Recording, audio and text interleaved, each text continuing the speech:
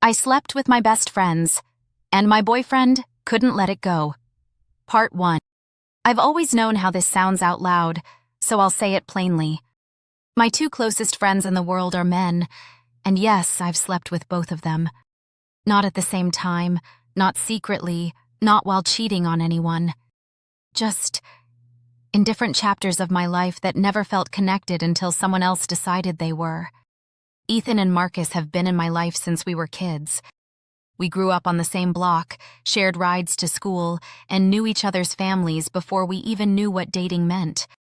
Ethan was my first boyfriend senior year. We were awkward, earnest, and wildly incompatible once real life showed up. I wanted to leave town after graduation. He wanted stability, marriage, and kids by 25. We broke up quietly, cried a little, and somehow never stopped being friends.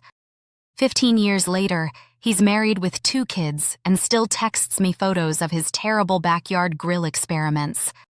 Marcus was different. He's always been complicated in ways that make sense only if you know his history. He never talks about his childhood, but you can feel it sitting between sentences.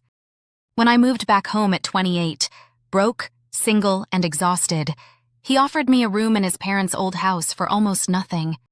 We lived like siblings who pretended not to notice each other's flaws. I dated someone seriously for a while. Marcus rotated through women like seasons. Then one night, after too much wine and too much honesty, the line shifted. We slept together, and it shocked both of us how easy it felt. It wasn't romantic. It wasn't a secret love story. It was 2 lonely people finding something physical that worked better than anything either of us had known. We kept it casual until casual started bleeding into habit. 8 months later, reality crept back in. Marcus reconnected with an ex he actually cared about.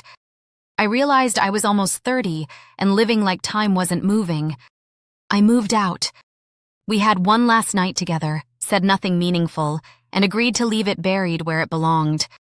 For years, it stayed there.